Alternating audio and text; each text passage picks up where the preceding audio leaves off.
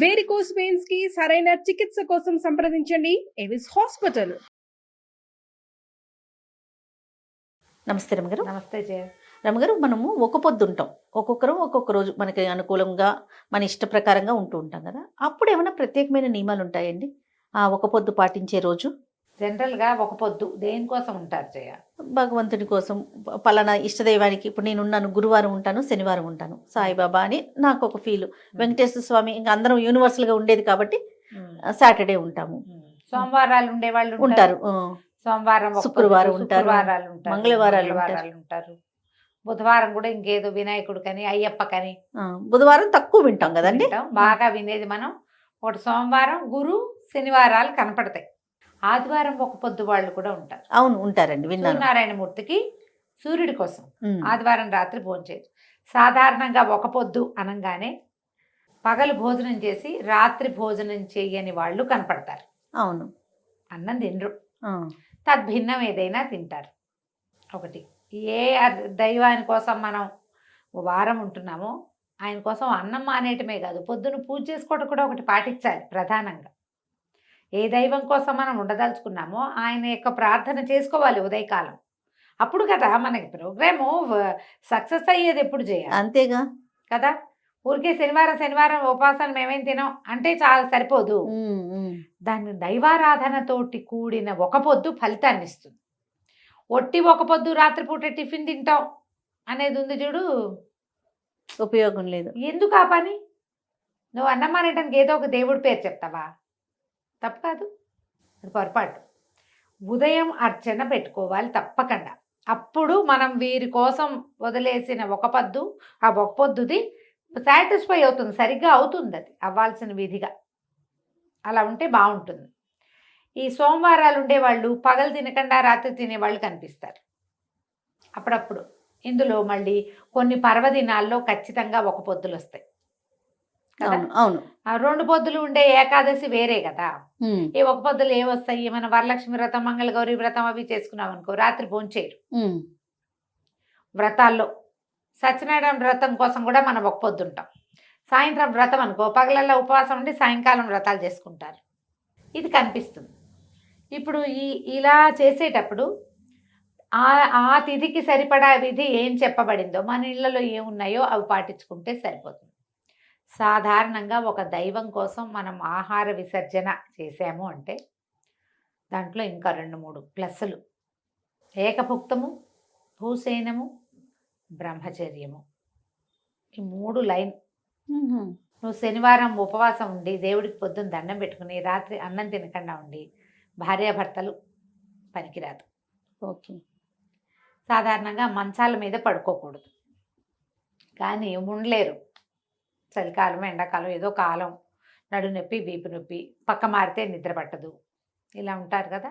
ఏకశయ్యా గతులు కాకూడదు, ఒకే పదం మీద పడుకోకూడదు. అవి కూడా కుదరవు కొన్ని చోట్ల, అవి కుదరవు. అలాంటప్పుడు ఈ పొద్దులు ఎందుకు పెట్టుకోవటం? మీకు కుదిరినప్పుడే చేసుకోవచ్చు కదా, అవునా కాదా? అంతేగా. ఈ కొత్తగా పెళ్ళిళ్ళైన వాళ్ళతో ఒక పొద్దులు ఉంచి వాళ్ళని అదేదో చేయించి ఇదేదో పర్వాలేదని ఇలా అయిపోతూ ఉంటాయి. మీరు చేయగలిగే సమయాలు వచ్చినప్పుడే పెట్టుకోండి. ఒక వయసు వచ్చాక ఇవి చేస్తే మంచిది. ఇప్పుడు కొత్తగా పెళ్ళైంది, ఏదో మన వరలక్ష్మి వ్రతాలు అవి చేయిస్తారా? సాధారణంగా సువాసిని వ్రతాలప్పుడు రాత్రి భోజన స్వీకారం చేయకపోయినా కూడా వీళ్ళకి బ్రహ్మచర్య నియమం ఉండదని కొంతమంది పెద్దవాళ్ళు చెప్తారు. ఆ ఇళ్లలో అలాంటి బోధ ఉంటుంది. దీనికి నియమం లేదు, ఎందుకంటే చేసేదే భర్తల కోసం చేసే పూజలు కాబట్టి ఈ దాంపత్యం పనికిరాదు అన్న మాట అక్కడ లేదంటారు. దానికి మీ ఇళ్లలో పెద్దవాళ్ళ దగ్గర ఈ సమాధానం తీసుకోవాలి. ఎవరింట్లో చెప్తారో వాళ్ళ ఇళ్లలో పెద్దవాళ్ళు ఏం చెప్తే ఇంకా అది ఏ అత్తగారి దగ్గర లేకపోతే తల్లి దగ్గర పడుకోవాలి, ఆడపిల్లలు భర్తల దగ్గరతో పాటు పడుకోకుండా అని ఇది చెప్తారు. మీరు ఎప్పుడైనా ఇది శాశ్వతమైన నియమం. ఒక పొద్దున అన్నం తిన్నాము, రాత్రి పులిహార చేస్తే పులిహార ఉపవాసానికి పనికొస్తుంది అంటారు కొంతమంది. ఇంకేమీ చేయలేదు, అదొక్కటే ఉంది, అదే కుదిరింది. అప్పుడు దీనికి ఒక అమెండ్మెంట్ చెప్తాను. ఇది నేను కూడా ఒక పెద్దవారి దగ్గరే తెలుసుకున్నా. నివేదన చేసిన పులిహార అయితే పనికొస్తుంది. మీరు సరదాగా టిఫిన్ లాగా చేసుకున్నది పొద్దున మిగిలితే సాయంత్రం తింటాము, అది పనికిరాదు ఒక పొద్దుకి. మీరు సాయంకాలం దేవుడికి చేసి గుళ్ళో పెట్టింది, గుళ్ళో నివేదన చేయబడింది, లేదా మీ ఇంట్లోనే మీరు నివేదన చేసింది అయితే మీకు పనికొస్తుంది. ప్రసాదం అయితే ఏం తిన్నా తప్పలేదు, అది నివేదన చేయబడితేనే. అన్ని ప్రసాదాలే కదా అంటే వండినవన్నీ మన మన మన బతుకంతా భగవంతుడి ప్రసాదమే, దాన్ని తీసుకోకూడదు. దాన్ని తీసుకోకుండా ప్రత్యేకంగా నీళ్లు జల్లి భగవంతుడికి నివేదన చేయబడింది చూడు, అది పనికొస్తుంది. పులిహార తిందాం, దద్దోజనం తిందాం, చక్కెర పొంగల్ తిందాం, ఇవన్నీ ప్రసాదాలు అయితే పనికొస్తాయి. ప్రసాదాలు కాకుండా అయితే పనికిరాదు. దీంట్లో పాటుగా మీ దేశాచారాలు, మీ ఊళ్ళల్లో పాటించే విధానాలు కొన్ని ఉంటాయి, మీకు తెలిసవి. మేమేదో చెప్తాం, మా ఊళ్ళలో మేము చెప్తాం అంతేగా కదా. ఈ మా ఊర్లో మీ నెత్తి మీద నేను రుద్దకూడదు, నా ప్లేస్లో ఉండే వాళ్ళు ఎవరు చేయకూడదు. అది చక్కని మాట రమ్మగారు, ఇది మాత్రం అది రుద్దకూడదు. ఇప్పుడు నేను నాది చెప్తా, నాలాంటి విధానం ఉన్న వాళ్ళే అది పాటిస్తారు, నాలాంటి విధానం కాదు నీది. అంతే కదా. ఎందుకు నా వెంట పడి అమ్మో అలా చెప్పితే కొంపరిపోతామని భయపడి చచ్చి కాంప్లికేటెడ్గా ఎందుకు చేసుకుంటావు? వద్దట్లా. మీ ఇళ్లలో ఏం పాటిస్తారు, మీ ఊళ్ళలో ఏం పాటిస్తారు, మీ గుళ్ళో ఏం పాటిస్తారు, లేదా మీకు పురోహితుడు అయ్యగారు ఉంటాడు, ఆయన ఏదో చెప్తాడు, అటు నడవండి. కానీ నియమం పెట్టుకోండి. ప్రధానంగా మనం ఒక పొద్దు ఉండటం అంటేనే నియమం కదా. భగవంతుడి కోసం ఒక రోజని, ఆ రోజు ఈయన కోసమని మనం అన్నం మానేసే విధానం ఒకటి పెట్టుకున్నప్పుడు, ఇంకొకటి 2 విధులు పాటించి దాని పూర్తి స్థాయి ఫలితాన్ని పొందవచ్చునే. మనం ఎందుకు పోగొట్టుకోవాలి? ఖచ్చితంగా కదా. అందుకని దేవతార్చన, దైవారాధన, ఒక పొద్దు కలిపి ఉంచుకోండి. ఇది ఖచ్చితంగా మనం చేయగలిగింది, మనం చేయగలం కదా. అవునవును. అంతకంటే ఏం చేయొద్దు. శనివారం ఉపవాసం అంటే పొద్దున విష్ణు సహస్రనామం చదువుకో, లేకపోతే వెంకటేశ్వర అష్టోత్తరనామా వాళ్ళు చదువు, వెంకటేశ్వర కరావలంబం చదువు, వెంకటేశ్వర వజ్రకవచం చదువు, సుప్రభాతము, ప్రపత్తి, మంగళాశాసనం చదువుకో, స్తోత్రం చదువు, ఎన్నున్నాయి వెంకటేశ్వరుడివి. గోవిందనామాలు చదువుకోమా, అవన్నీ రావు నీకు. శ్రీనివాస గోవింద, శ్రీ వెంకటేశ గోవింద అనగలవు కదా నువ్వు, అది చెప్పుకో. అది చెప్పి సాయంత్రం ఉపవాసం ఉండండి. మీకు ఒక్క 6-7 వారాలు గడిచేసరికి శనివారంలో ఉన్న డిఫరెన్స్ ఏంటో మీకు తెలిసిపోతుంది నిజంగా. దాంతోపాటు ఈ స్వామి కోసం ప్రత్యేకంగా దీపారాధన, పిండి దీపారాధన చేస్తాం. అలా విధానాలు ఇవన్నీ ప్లస్ చేసుకుంటే మీరు ఆధ్యాత్మిక ప్రగతి వస్తుందమ్మా. ఒట్టిగా అన్నం మానేసి ఎవడో ఆయన్ని ఉద్ధరిస్తున్నాం అనుకోకూడదు, అది కరెక్ట్ కాదు. ఇంత మంచి విషయాన్ని ఇంత లేట్ గా మీతో వింటున్నాను అనుకుంటున్నాను రామ్ గారు నేను. నిజంగా అవునా? నిజంగా అసలు చాలా మంది దగ్గర విన్నాను నేను. ఎట్లా అంటే ఒంటి పొద్దున్నాం అంతే, మిగతా కార్యక్రమాలు ఎక్కడ కనిపించవు, మిగతా కార్యక్రమాలు ఎక్కడ కనిపించవండి. ఇప్పుడు మీరు చెప్పిన నువ్వు అన్నం మానేస్తే దేవుడికి ఏమిటి, నీకు కదా అది, మన శరీరం కోసం, మనది. ఆయన ఉద్ధరిస్తున్నాం అనుకోకూడదు, మనని మనం ఉద్ధరించుకోవడానికి, మనం బాగుపడడానికి, మనం ఇంకొక అడుగు దేవుడి వైపుకు వేయడానికి అన్నం మానేస్తే అయిపోతుంది ఏమిటి? అలా కాదు, అలా అవదు. అది ఇట్లా పెట్టుకోవాలి ఖచ్చితంగా. అప్పుడు మీరు ఏమిటి ఏం మార్పు వచ్చింది మనలో? ఇప్పుడు గుళ్ళోకి వెళ్ళావు జయ, ఏదో అలా వెళ్ళి ఇలా వచ్చేసే వాళ్ళు మనకు వేలల్లో కనపడతారు. అవును, గుళ్ళోకి వెళ్ళటం వల్ల ఒక ఆనందం లభించిన వాళ్ళని చూస్తున్నావా నువ్వు ఎప్పుడైనా? కనిపించట్లేదు రమ్మగారు, చాలా తక్కువగా చూస్తాం. ఎందుకంటే క్రియగా చేస్తున్నాం మనం, క్రియగా చేయకూడదమ్మా. అది క్రియగా భావించదు. గుళ్ళోకి వెళ్ళడం ఒక వెళ్ళాలి సిద్ధాంతంగా వెళ్ళటం కాదు. మీరు లోపలికి వెళ్తూ ఉంటే, ఒక దేవాలయంలోకి వెళ్తే, ఒక గోపురం లోపలికి వెళ్తుంటే మీ లోపల ఉన్న మలినాలన్నీ వదిలిపెట్టేస్తున్నట్టుగా తెలుసుకోండి, పోతున్నాయి అవి. మీరు ఒక పాజిటివ్ వారాలోకి వెళ్తున్నారు. లోపలికి వెళ్తాం, దండం పెడతాం, అక్కడికి వెళ్ళాక వాళ్ళవి వీళ్ళవి నగలు, నాణ్యాలు, అలంకారాలు చూస్తూ ఉంటాం. చూసావు, ఎక్కించుకోకు, దాన్ని వెంట తెచ్చుకోకు. నువ్వు వెంట తెచ్చుకోవాల్సింది ఏంటి? ఈ లోపల తిరిగేసరికల్లా నువ్వు ఆ భగవంతుడి చుట్టూతా ఉన్న కాంతి వలయాల్లోకి ప్రయాణం చేస్తున్నావు. అది నీలోకి వచ్చేసినట్టుగా తెలుసుకోవాలి. నువ్వు అది ఎప్పుడు తెలుసుకుంటావు? అది క్రియగా భావిస్తే తెలుసుకోవు. నేను చేయవలసిన విధి ఇది, నేను బాగుపడడానికి ఉపయోగపడే విధి, నన్ను భగవంతుడి దగ్గరికి తీసుకుంటున్నాడు తనలోకి. ఆయన నాలోకి ప్రవేశిస్తున్నాడు. ఈ భావాలు రావాలి. భావం ఎప్పుడు వస్తుంది జయ? నువ్వు తదేక ధ్యానం ఉంటే భావం వస్తుంది. లేకపోతే ఏటా వస్తుంది? నువ్వు ఊరికి ఎగిరిగాడా వెళ్ళిపోయి టకటక వెళ్ళిపోయి ఇవి తీసేసుకుని అదేమిటి బఫే భోజనం లాగా అలా చేస్తే ఎట్లా? మీ ఒక పొద్దులు కూడా బఫే భోజనం లాగా చేయకండి. అప్పుడప్పుడు అట్లా అయిపోతూ ఉంటాయి. మన ఇంటికి ఎవరో చుట్టాలు వస్తారు, మనమే ఏదో ఊరు వెళ్తాం, బోల్డ్ పనులు ఉంటాయి, వ్యవహారాలు ఉన్నాయి, ఆ రోజు ఏదో ఫంక్షన్ కూడా ఉంది, ఇవి జరిగిపోతాయి. అప్పుడప్పుడు అయినా అందులోకి ప్రవేశించే విధానం చూడండి.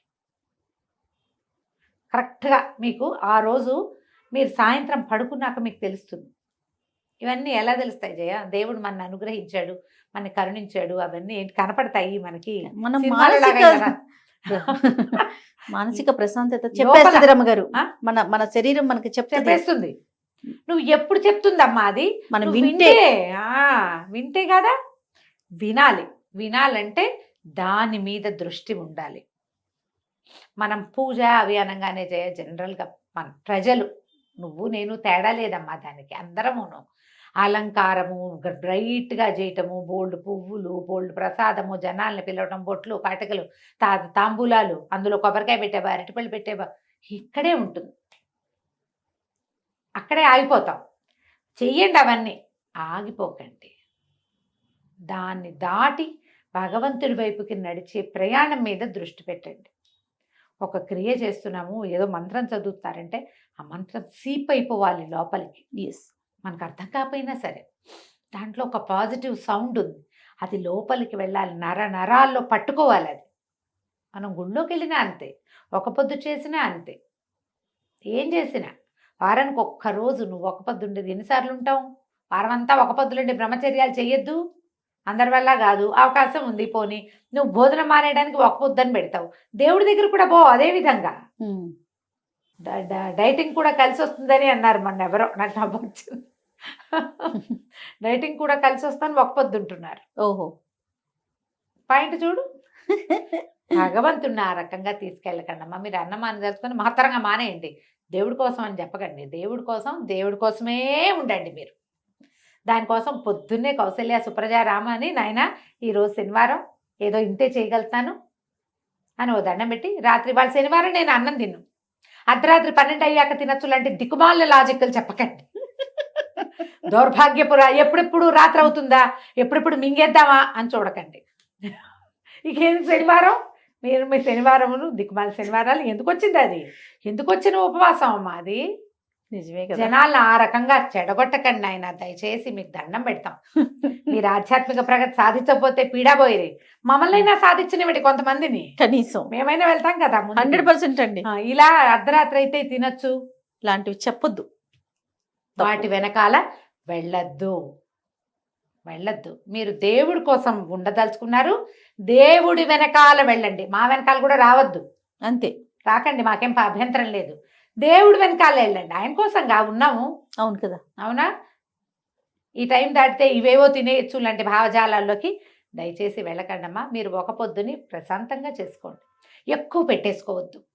వారానికి 1 or 2 times పెట్టుకోండి. ఆ దేవుడికి ఫలానా అని పొద్దున్నే పూజ ఏదో చేసుకోండి.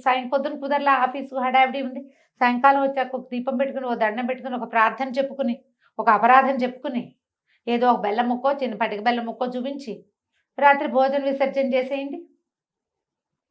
ఎంత బాగుంటుందో జీవితం, చాలా ప్రశాంతంగా వెళ్తుంది. సరిగ్గా ప్లాన్ చేసుకోండి ఒక పొద్దుల్ని. మీరు ఏ రోజు ఉంటారు అమ్మగారు ఒక పొద్దు? ఖచ్చితంగా ప్రతి శనివారం ఉంటాను జయ. ఇవి కాకుండా ఏకాదశులు, సుప్రభాతము అవన్నీ వెంకటేశ్వర స్వామికి అప్పగించగలిగిన అన్ని స్తోత్రాలు అప్పచెప్తాను. సాయంకాలం ఏం తిన్ను, నేను మార్నింగ్ బ్రేక్ఫాస్ట్ కూడా చేయను. బ్రేక్ఫాస్ట్ లేదు, ఒకసారి ఇది. సాయంత్రం కుదిరితే ఏదైనా, ఇంకోళ్ళు ఎవరైనా కూడా ఉంటే ఏదైనా తింటాను, చిన్న టిఫిన్. లేకపోతే సాధారణంగా టిఫిన్ కూడా తినేది 1-2 పళ్ళు అంతే. ఏకాదశులు ఎలాగో ఉంటాయి నాకు. శనివారం వెంకటేశ్వర స్వామి కోసమే అంతే. దానికి పొద్దున ఖచ్చితంగా తలంటి పోసుకోవటము, తైలంతో దీపము, చదువుకోవటం, ఏదైనా నివేదన చేసుకోవటం, ఇవన్నీ కామన్ గా, ఇవన్నీ చాలా సహజంగా, ఇదేదో విశేషంగా చేయటం కాదు, సహజంగా జరిగిపోతుంది, అలా వెళ్ళిపోతాయి. రోజువారీ కూడా నేను కమలా కూర్చుతూ కుంకుమతో అనకుండా కుదరదు నాకు. రోజువారీ అది ఉంటుంది. వజ్రకవచం అవి కూడా రోజు చెప్పుకుంటాను. ఇప్పుడు ఈ రోజున శనివారం మాత్రం సుప్రభాతము, స్తోత్రము ప్రపత్తి మంగళాశాసనం మొత్తం ఫుల్ లైన్ చకచక అలవాటైపోయింది. అది రైట్ రామ్ గారు, నమస్తే. నమస్తే జయ.